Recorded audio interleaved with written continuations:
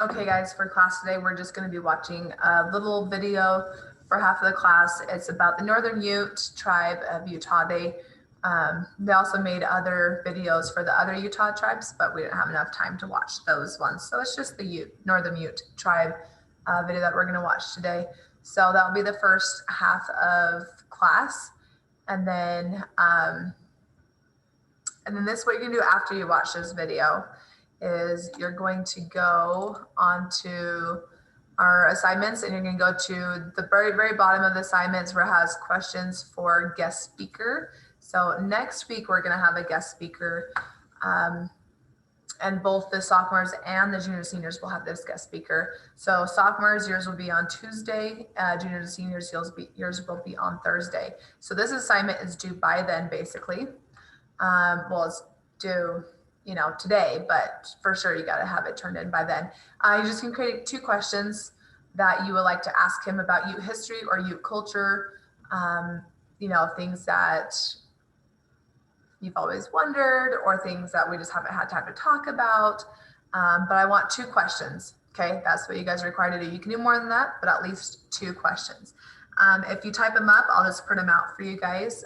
Or if you just write them down and bring them in, then turn it into the basket, because you do get points for this. So turn it in for sure when you're done. So that's what we're doing after we watch that video. So now we're going to just watch the video and make sure you guys are paying attention. Oh, one more note about the guest speaker. For those sophomores in my 5th hour and juniors, seniors in the 2nd hour group, you guys are going to be expected to be on your best behavior when he is in here. And then everybody will be expected to take notes on what he's saying. He is one of the top, if not one of the top historians of Ute culture and history. So there's a lot of good information that everybody can learn from him. So that is what your expectations are. And we'll go ahead and play the video now for you to watch. The Lawrence T. D. Janet T. D. Foundation and the contributing members of KUED. Thank you.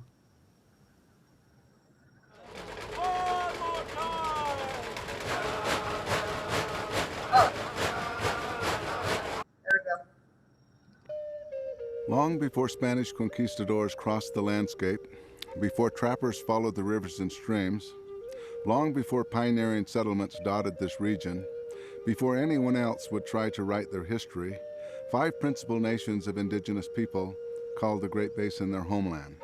Theirs is the first story of the people in this place. I'm Forrest Kutch.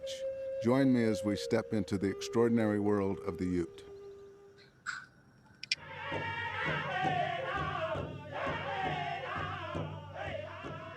Native Americans do not forget where they came from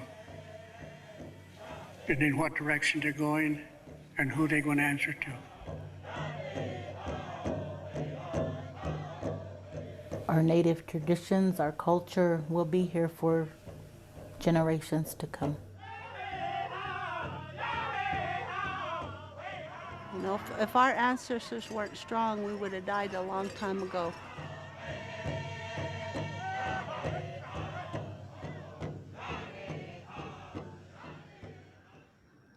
We Shall Remain, A Native History of Utah is made possible by the George S. and Dolores Doré Eccles Foundation, William M. and Carrie Armstrong, WGBH, the R. Harold Burton Foundation, the Lawrence T. D. Janet T. D. Foundation, and the contributing members of KUED.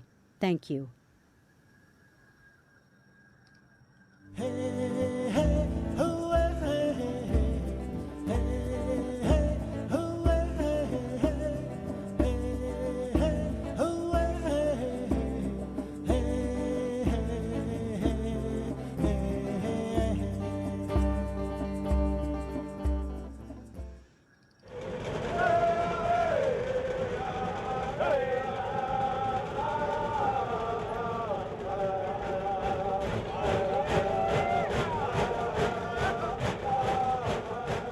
The bear's the one that gave the Utes the dance itself.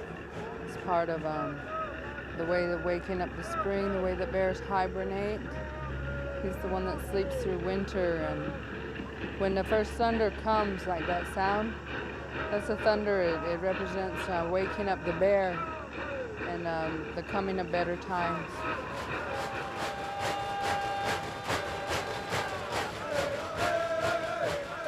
But the true simplicity and joy of what I understand from my belief is what brings all of the rules and the formulas for our way of life are for the people, that it's a matter of healing, of being together, and that in fact the most important thing about all of those things we do is for each other.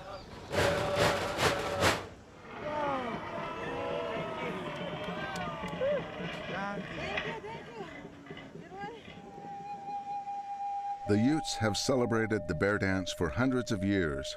It's a tradition that predates Mormon pioneers and Spanish conquistadors who called us Utahs or Ute. It goes back to a time when we called ourselves Nooch, the people.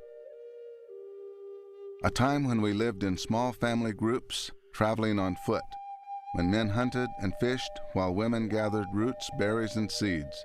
They mended clothing and shelters and cared for the children.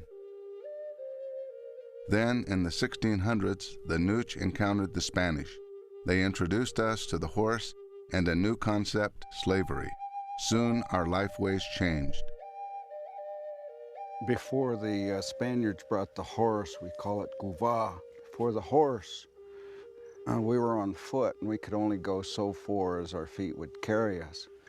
What we learned from the Spaniards were how to use that horse to conquer other people. So it made our people very powerful. We were a feared people, nation. They pushed the other tribes out. The strongest held their place. That's why Utes were never removed from the mountains, because it was solid. That's why we're still mountain people. I think the Utes as a whole were really a strong tribe. So they didn't remove us. We're still here. We are still here. Today, over 6,000 Ute live in the mountains, deserts, and cities throughout the West. We have 3 tribal reservations: the Northern Ute headquartered in Fort Duchesne, Utah, the Southern Ute in Ignacio, Colorado, and the Ute Mountain Ute in the Four Corners region, including the White Mesa community in Utah. But there was a time when much of the basin and plains, the lands that would become Utah and Colorado, were our home. Before settlers entered our homeland, there were bands of Ute ranging across most of Colorado and Utah, and parts of Wyoming and New Mexico. For hundreds of years, the Ute negotiated or bartered with European outsiders in our territory. But in 1847, everything changed when religious leader Brigham Young led a group of Mormon settlers into the Salt Lake Valley. He said, this is a place. But the question that always is there from the Indian point of view is, where was the Indian that was supposed to be standing there and says, this is yours? It's gone. The man just went there and said, this is a place, without inquiring about who lives there. Well, when the settlers came, they were different than the other people that came through Ute country. They stayed. They took the best hunting lands. They killed all the game to feed them. And everything that we praised held worth anything, they ate it up.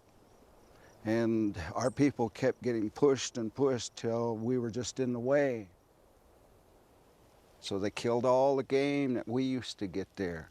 And our people said, well, you kill ours, we're going to kill your cows. And that's what they started to do. But the way that the settlers felt was that everything was here for them. And it's completely different as thinking as far as native people. Remember that we're not speaking the same language, Ute and English. And they cannot communicate to each other and say, here's what I'm doing. So the difference is there. So one treated as a war, the other one treated as a trade. Between 1858 and 1872, we resisted Mormon settlement in a series of skirmishes known as the Walker and Blackhawk Wars. But the steady stream of settlers was too great, and we continued getting pushed off our traditional lands. Pioneer leaders turned to Washington for a solution. And they eventually petitioned Abraham Lincoln to set up a reservation. They sent scouts out here to this area to look for a colony for them, and they couldn't find any land that was suitable for farming. And one of them went back and reported to Brigham Young that the only reason for this place to be here was to hold the world together. So to them it was worthless. So that's why they generally put Indian reservations. The Nooch way of life was quickly disappearing. Government policy marginalized us onto reservations and forced us to stop hunting and become farmers. It was a huge transition for the Ute, and once again the two cultures clashed. The last major Ute uprising occurred in 1879 on the White River Reservation in western Colorado. At the heart of the conflict was Indian agent Nathaniel Meeker. He wanted to make us farmers, and we weren't that way. We weren't farmers. We were hunters and gatherers, and we just listened to him until he started having his workers plow up our racetrack. And then the Indian people, Noochoo, they got mad, and that was it. We weren't going to take it anymore. And the army was sent in, and the Ute people had to decide, we going to live this way rest of our life, or are we going to fight? And we've been pushed so much. We were told this was yours, and they took more and more and more. So we decided to fight, and the result of that fight, we defeated the army, but the result of the fight meant the removal of our people over from Colorado to this reservation here today. Over 1,500 men, women, and children were ordered to leave. They were marched from their homeland to Utah's Uinta and Ouray Reservation, conveniently opening up thousands of acres of prime mining and farming land for white settlers. The Meeker incident is actually part of a bigger movement. The state of Colorado was wanting the Indians to be removed, one way or another. They're going to exterminate them. Once again, the Nooch were forced off of ancestral land that was integral to our spirituality and way of life. It was an all too familiar story, a story shared throughout generations. My grandmother's story. She would talk to us about when they walked you from Maker to here. They told them, don't take anything, only what you can pack on your back. So they left a lot of their belongings there. They just left. Many people cried, and we came here as poor people. And I think that, too, that we are still attached to Meeker in such a way that the sacred sites are still there.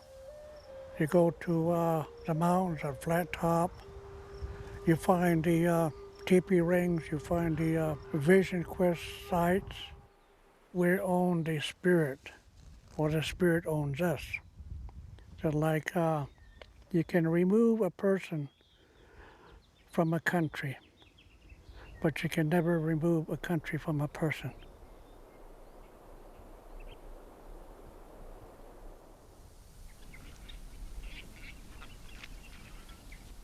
Our land is important to the Nooch. Place and spirit go hand in hand. Connecting to nature is integral to our spirituality. Ceremonies center on the sun, on light. Mountains, rock, and sacred sites ground us, as do everyday prayers and rituals. This moment-to-moment connection to place and spirit is one way Nooch belief often differs from other religions. And two, prophets seem to control groups. Like Far East, we have the Buddhists. Then Christianity have theirs. Then others have theirs too. Whereas Indian, a Native American, is putting that in nature. Yeah, so nature is our religion and mountains are our steeples. Our prophet is a light. The sun is our prophet. You know, it's something that we didn't lose. It's embedded into an Indian thinking. Each one of you have a way to connect to nature and the spirit. I ask of you to use that this evening. And with that, a short prayer for all of us. Nuchi maro mapagat chewan punit katama tawachnia tamar mapagat. Puniwar tamokat maro amar manaitit. The language that we speak today, we use that to communicate. But the other part to that, it contains words which has a spiritual connection to nature or the higher level of spirit. Words that we cannot put into like English. That's why it's important. The language itself at this point is deteriorating. With that, kind of gives you the feeling that we are losing our identity. Once a language is gone, there will be no more Ute tribe. Everyone, Mike. Mike. This is how it looks. When I write it,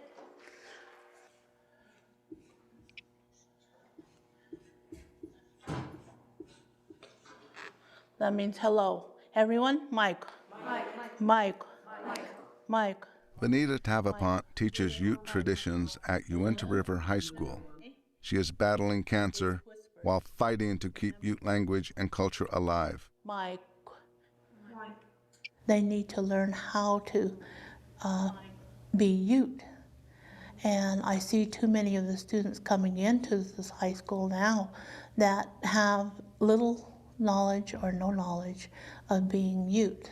And what I mean by saying being Ute is being able to communicate, being able to have knowledge of Ute cultural practices. It's not just beads and feathers. It's how your family is, the values that your family has. And if you're not secure in your own identity and secure in knowing your language and your culture, that you are going to have a problem anywhere you go. That's going to be pretty. Without a strong cultural identity, it can be difficult to achieve in school. In Utah, American Indian students are twice as likely to drop out compared to the state average. One of the things that we need to realize that they're in competition with a non-Indian student in the local high school. To be competitive, it means you have to speak out. You have to be the first one to raise your hand. You have to be, quite vocal. We're not taught to be quite vocal. And so if you're competing and you're not from a culture that emphasizes competition, then you're not going to do as well. Okay, good, excellent. Some people say that they walk in two worlds, the non-Indian world and the Indian world. But one of the things that I found as an Indian person is that I think you have to be strong in your own language and your own culture, in your own identity, knowing where you come from and knowing where you're going, and to be able to do that. And I think the students today, or young people today, have a hard time because they don't have that knowledge or that being able to move easily between the two. And sometimes I see them hurting because of that. My grandfather had told me that you take the good from our culture and what we do, and you take the good from the non-Indian culture and you put it together and to be successful. And if I want them to have success, I want them to be strong in their own language, in their own culture, their own traditional practices. I want them to be strong in that. Hey, cool. You're good. The fight to keep language and culture alive isn't the only challenge facing the Ute. We also have struggles with gangs, substance abuse, violence, and healthcare. Although statistics and problems vary from community to community, it's difficult to ignore the overwhelming trends. 1 in 3 American Indian women will be raped in their lifetime, and suicide and early death rates are higher than the national norm. I see it around me. I know I have to call my older brother constantly and tell him who of his friends passed away. He's 34.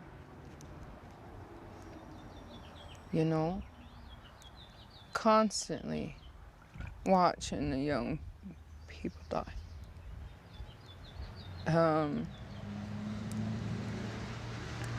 That's not something that just stops. And every time that comes to us, it's difficult. How would it be if we went to prom and within 10 years, half of those boys were dead? That's the reality. How would it be if you went to prom and half of the girls that were in beautiful prom dresses had been raped within the next 6 months? How would it be if 3/4 of them in the next 2 years after that had babies? Those are very real things in my world too. That's why I plead with them, you know, as young people. Treasure yourself.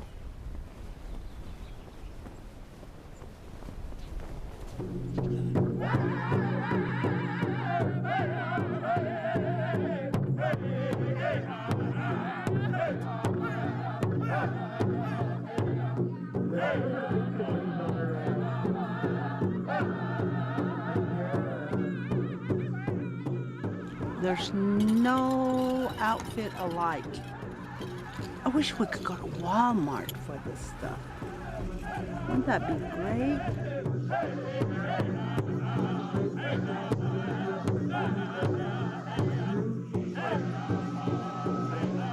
After nearly 130 years, the Ute are once again dancing near the White River. The people of Meeker and a delegation of Ute worked together to host the first annual Smoking River Powwow. It is a chance to begin healing, a chance to revisit sacred grounds and battle sites. But the past isn't so easily buried. History remains alive, especially for a people connected to their ancestors. And the pain and fear of war and the exodus from home still reverberate today. Well, our people said, don't tell, don't talk about this. It was such a horrendous, had such a horrendous effect, physically, psychologically on them. We're still in that psychological trauma today. When I feared to drive off and come over into this valley, I had great fear of it. Although we knew our ancestors loved this land. And when they were taken out by gunpoint by the military, they cried out of this valley. They walked out crying. And so that's what I feel when I come over here. I feel that loss and that hurt.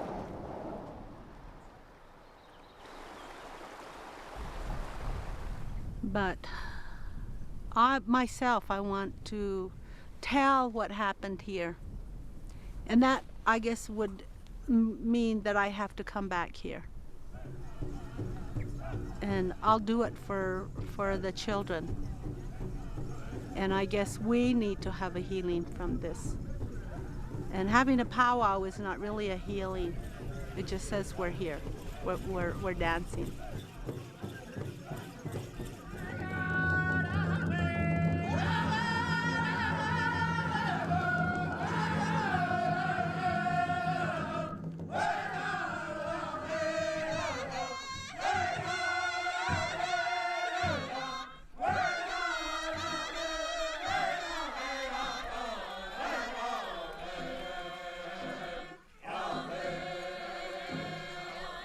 For hundreds of years, our people had been here. The remains of my people is here. So that's why we find it, it's always a good feeling to come back home to our homeland. So I want to say this to my ancestors. I did not forget you. We did not forget you. We returned. We're back here. Now we're here.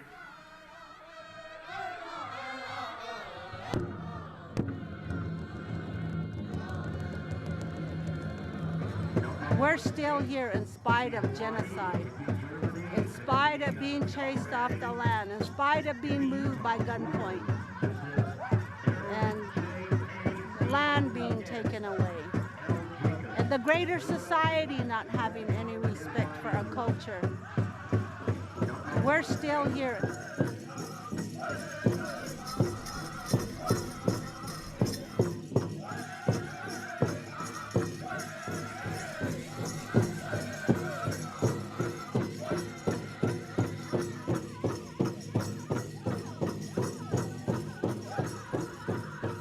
We hold the blood of our families, and we are Ute.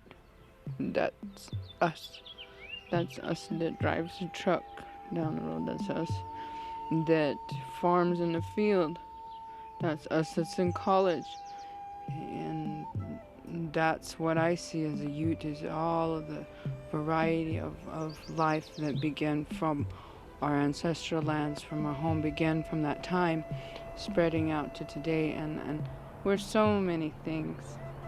We're everything. And I think it encompasses a lot of things, and not just your own culture and your own traditions, but everything in this day and age is what being Nooch means to me. And hopefully that I have been walking in the path that my grandmothers have wanted me to do, and my grandfather and the people before them, what they wanted or their grandchildren to do. I hope I'm walking in that path.